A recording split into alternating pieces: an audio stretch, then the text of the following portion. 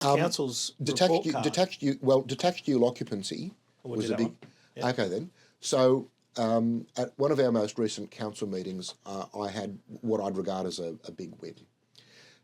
Council and what we build and where is dictated by a planning instrument called the LEP, Local Environmental Plan. It is the canonical document. It's the Bible for, what our zones are, what you're allowed to build in those zones, the scale of buildings and a whole heap of stuff. Our current working LEP document dates to 2012 and it's no longer fit for purpose. No. It's clapped out. And we began the process of updating the LEP in about 2017, 2018. And it's now, 7 years and counting, and we're still waiting. We are still waiting.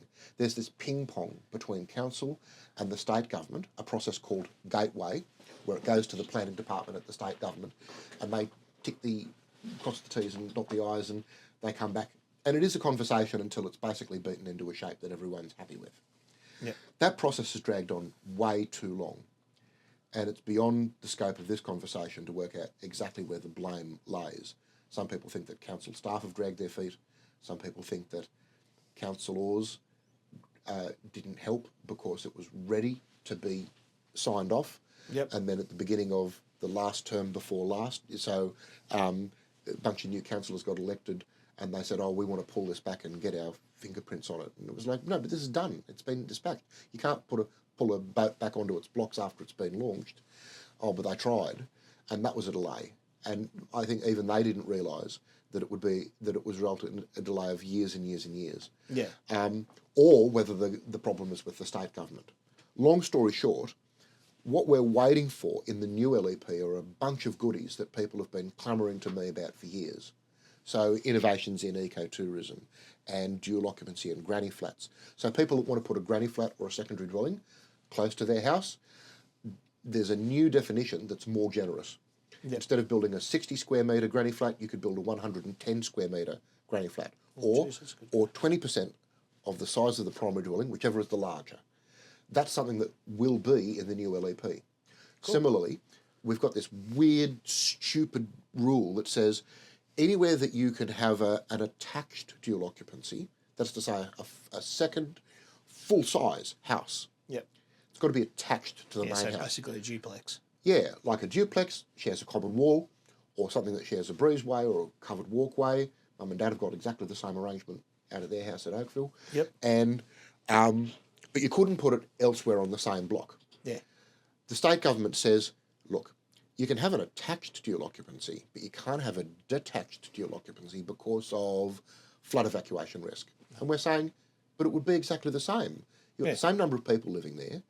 They'd be sharing a driveway, a letterbox and a water meter.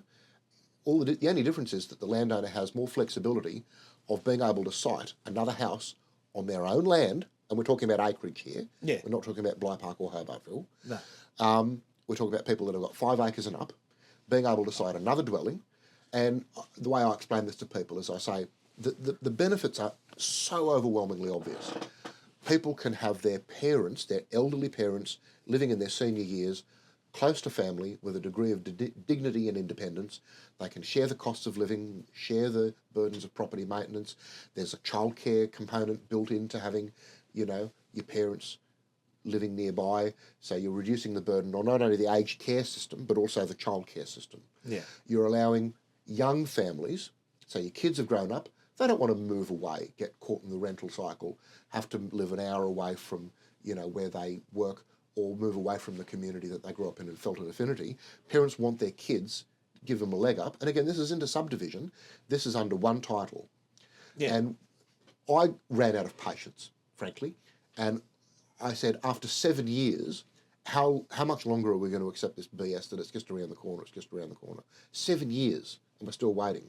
So I carved that bit off. Yeah. And I said, let's move this separately. This is low-hanging fruit.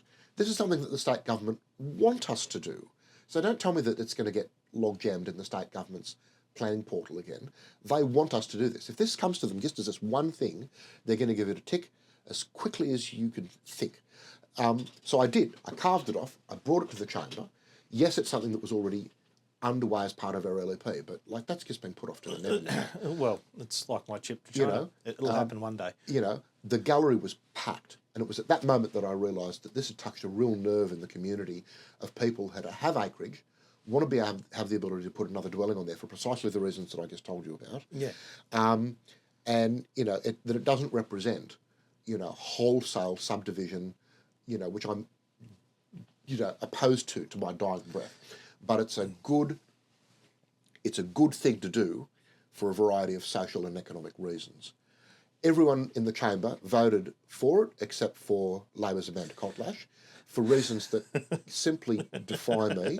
But Amanda is Amanda, and she can come on your show and she can answer for herself. She wouldn't. She does not like me by any stretch of the All right, imagination. then. But I've anyway, tried to help her out. I have to observe to your listeners that it was universally praised and voted for, with the exception of Labor, and that's now going to go through the planning process. It's such a good idea. I have been overwhelmed by calls from people outside the Hawkesbury who are saying, Nathan, this is a fantastic idea. Can we do this in our LGA? So I've got a colleague who's on 𝗵𝗂𝗂𝗏 Hastings Council. Yep. He's moved a motion with a similar wording up at 𝗵𝗂𝗂𝗏 Hastings and got it through.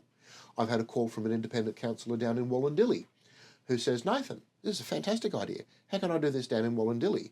And I'm beginning to take the view that it's such a good idea, it would be amazing if the state government would take this on and they put it through as a rule in a SEP. So, stay tuned in that space. It sounds like that it's a good thing with a grassroots local government movement that you've networked with these people that are all taking on board this idea, which I think the Labor Christmas government would want to do this, to have someone in the local Labor Hawkesbury branch just go, let's just wait for the LEP. Yeah. I mean, the state government's been very overt in saying we need to increase the amount and flexibility of housing stock. Yeah. And then there's somebody like me that's built my political reputation on standing against subdivision, intensification, loss of agricultural land, what's coming towards us through Vineyard Stage 1, the Gables, Box Hill, what's on the other side of Windsor Road, what's down the Windsor Road, what's on the other side of Boundary Road, to me is a tragedy. Rest of the river is going to be... It's a tragedy. It's a crime. And, we're facing increasing pressures to do this, of all places. West of the river, when you've got all of the bottlenecks of the bridge or lack of bridges, two more bridges it would need to kind of bring things back to a reasonable level, and then they want to put thousands of houses on top of that. I'm against all of that. But this seems like a very sensible thing to do. So I was pleased that I got the support in the chamber for that. I do think it's a stepping stone. I think, we're not going to escape. I was looking at it, and basically they own their land. You cannot take that away from them. They've invested in that land, and they're looking to do it. The Celestinos are using it as an investment, and it's also a tax write-off. Like, I think it was a guy called Michael Zolan or something. He's the chairman of the Australian Property Developers Council, and he said there's no such thing as land banking. And you and I both know that's absolute BS. There's a big sign that says at Bennett Real Estate, opportunity for land banking, but yet he's the chairman of the Australian Property Developers Council saying there is none of that. And we've got that here in Hawkesbury. So we have to, let's be honest with the conversation with those people who are talking the BS. And we're going to say, look, you've got your land banking. We know you're going to come here. We want to build communities with the roads, with the education, with the access to hospitals and jobs and transport for the Western Sydney Airport that is coming, right? Because that'll start a whole new sort of infrastructure boom in the west of Sydney, as far as I'm concerned. That's gonna happen in the next 5 to 6 years. We need to go to them and say, we know that's going to be your plan in 5 to 6 years' time, that in about 10 years' time, that's when they will want to start to sell those. We've got to have the infrastructure ready on the ground for them to go to sell the best end product to them, because you see, they talk this big game of come to the Hawkesbury, come to Redbank Plains, it's a lifestyle. No, you're sitting in a traffic jam. I have a large and growing collection of photos of real estate signs that are overtly land banking spruiking. And, people that live with developing marching towards them are faced with an invidious choice. They dig their heels in because they like the way that they live on acreage property. They bought in years ago for the semi-rural amenity. they've got a market garden next door, they've got an equine property, and they don't want to lose that. Yeah. But they're also being taxed off their land because of all of the property speculation.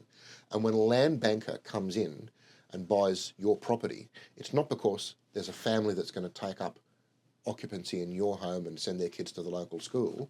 They're going to put short-term rental people in there who have no sense of community, and they want a dividend on that investment. And that dividend can't come quickly enough. So they're going to pile pressure on the council to zone for redevelopment areas that weren't on our radar, that weren't part of our housing, and that's exactly what's happening. Yeah. And it's a tragedy and a crime. I know when somebody from the Urban Development Institute or the Property Developers Council or the Real Estate Institute of New South Wales are lying because their lips are moving. They do not have our interests at heart. No. I want to ensure that if these things are inevitable, and I'm pragmatic enough to know that some things may be inevitable, I want our community to be making those decisions. Exactly. I want us to have agency.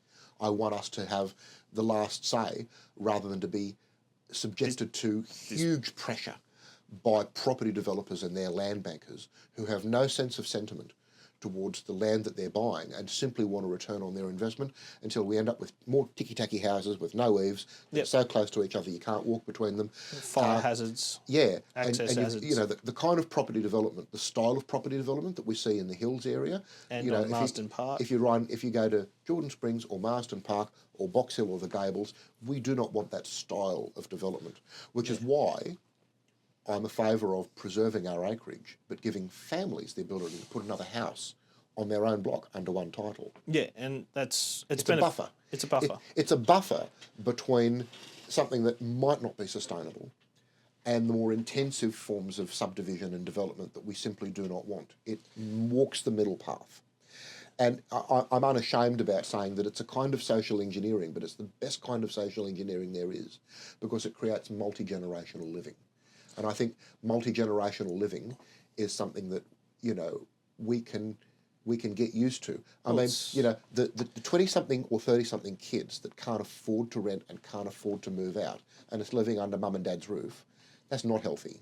No. But the young family who can build a full self-contained house where there's a degree of independence and dignity elsewhere on mum and dad's 5-acre block. Or acre in my case. Yeah, that's a winner.